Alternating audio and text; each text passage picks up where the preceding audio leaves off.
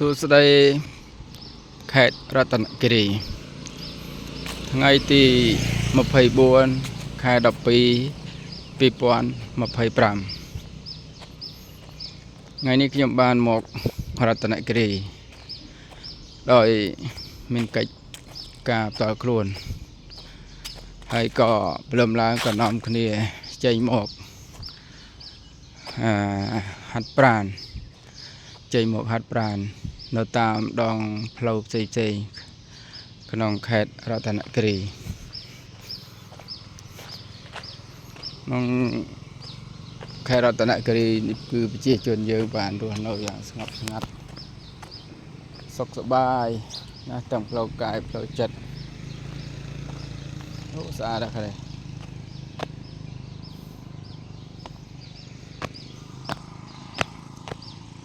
ស្អាតណា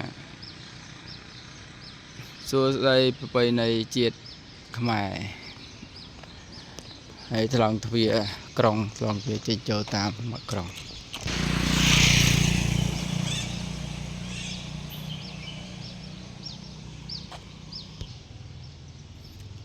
ស្នងការដ្ឋាននគរបាលខេត្តរតនគិរី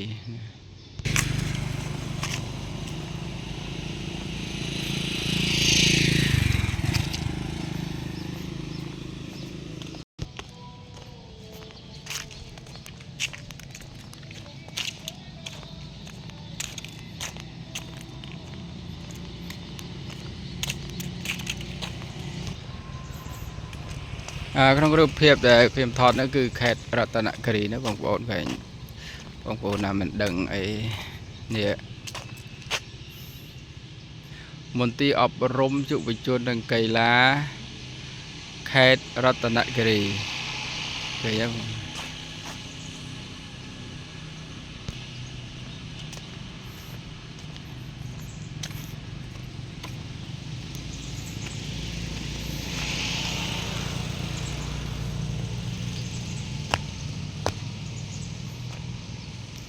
នៅទីនេះមេឃត្រជាក់ត្រជុំល្អណាស់ពេលព្រឹកព្រលឹមអញ្ចឹងនាំគ្នាហាត់ប្រាណនេះនាំគ្នាហាត់ប្រាណយើង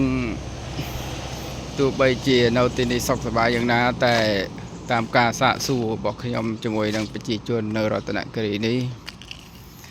គាត់មានសេចក្តីសោកសៅអាណិតអាសូរចំពោះប្រជាជនដែលនៅតាមជ័យដែន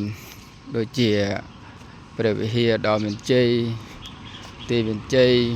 ពោធិ៍សាត់បាត់ដំបងកោះកុងអីហ្នឹងមានបញ្ហាចំនួនទឹកដីរវាងសៀមឈ្លានពានទឹកដីមកខ្មែរយើងតាំងពីថ្ងៃឈ្លានពានរហូតដល់ថ្ងៃទី10ថ្ងៃទី24ខែ12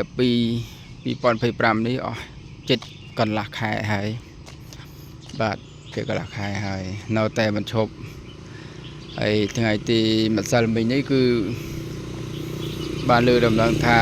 ឈ្លានពានមកដល់ផ្សារទេឆ្មាបាទទេឆ្មាម្ដងអស់ហ្នឹងគឺប៉ុន្តែដោយសាររដ្ឋាភិបាលនិងទាហានរបស់យើងមានភាពរឹងមាំក្នុងការធ្វើយុទ្ធសាស្ត្រទាហានធ្វើឲ្យជនឈ្លានពាននៅបានក្របខ្លាចហើយតដៃគ្នាដោយពួកខាងសៀមនឹងស្លាប់អស់ច្រើន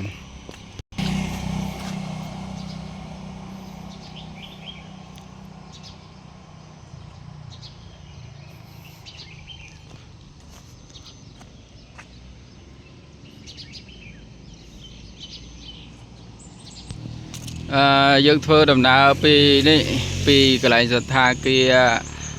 ផ្ទះសំណាក់មិត្តភាពនេះចុះទៅខាងក្រោមចេះទៅគឺដល់បឹងកន្សែងបងប្អូនដែលមិនដែលបានមកឬក៏ត្រឡប់មកហើយក៏ខ្ញុំសូមប្រាប់ថាយើងចុះទៅខាងក្រោមនេះបន្តិចនឹងដល់ស្ទឹងកន្សែងណាស្ទឹងកន្សែងហើយផ្លូវខាងនេះផ្លូវស្អាតណាអានេះទៅដល់នោះគឺផ្សារ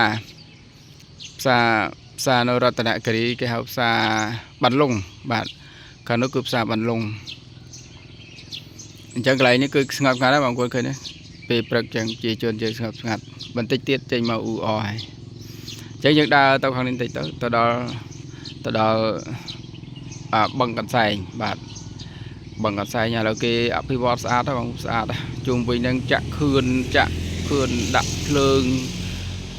មានហាងលក់បាយលក់បាញ់ឆែវលក់នំបញ្ចុកលក់អីគ្រប់សពនៅជុំវិញហ្នឹងណាគឺពេលល្ងាចឡើងហើយមានបងប្អូនយើងមានទៅហាត់ប្រាណ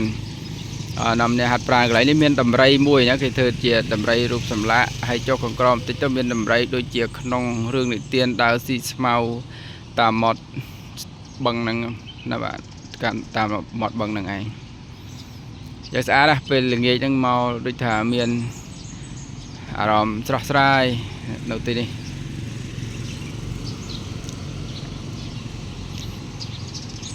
ហើយព្រៃឈើអីក៏ល្អប្រសើរការជាក់ជុំដោយសារព្រៃឈើដោយសារអីព្រោះជាតំបន់ខ្ពស់តំបន់ត្រជាក់បាទតំបន់ខ្ពស់តំបន់ត្រជាក់ធ្វើឲ្យអ្នករស់នៅទីនេះក៏ប្រកបកិច្ចការងារអីដូចជាធ្វើកសិកម្មខាងដាំដុះហ្នឹងណាកសិកម្មខាងដាំដុះខាងនេះគឺមានដូចខែនេះអញ្ចឹងគឺស្វាយចន្ទីទុរេនកៅស៊ូឬក៏កសិកម្មបន្លែប្លុកអីផ្សេងហ្នឹងគឺនៅខេត្តរតនគិរីហ្នឹងគឺសម្បូរណាស់ហ្មងសម្បូរព្រោះជាទឹកដីដែលអាចដាំដុះទៅបានល្អបានភាគផលច្រើនខាងនេះណាអញ្ចឹងបងប្អូនចង់មកដើរលេងអីក៏មកបាទមកយើងចេញពីភ្នំពេញមកក៏បានភ្នំពេញក៏មានឡានតាក់ស៊ីឡានអេកប្រេសឡានហូហែណាมันខ្វះឡានទេបងប្អូនបើថារកផ្លូវមិនឃើញទេក៏យើងជិះឡានក្រុងឬក៏ឡានឈ្នួលអីតូចតាចឡានតូរីសឡានអីហ្នឹងมันខ្វះទេបងហ្នឹងហើយមកពីភ្នំពេញក៏បានមកពីខាងសៀមរាបក៏បានដែរបាទសៀមរាបក៏បានឬក៏យើងស្គាល់ផ្លូវអីយើងចង់ដើរជាលក្ខណៈគ្រួសារអីក៏យើងជិះឡានខ្លួនឯងមកក៏បានដែរបាទมันពិបាកទេ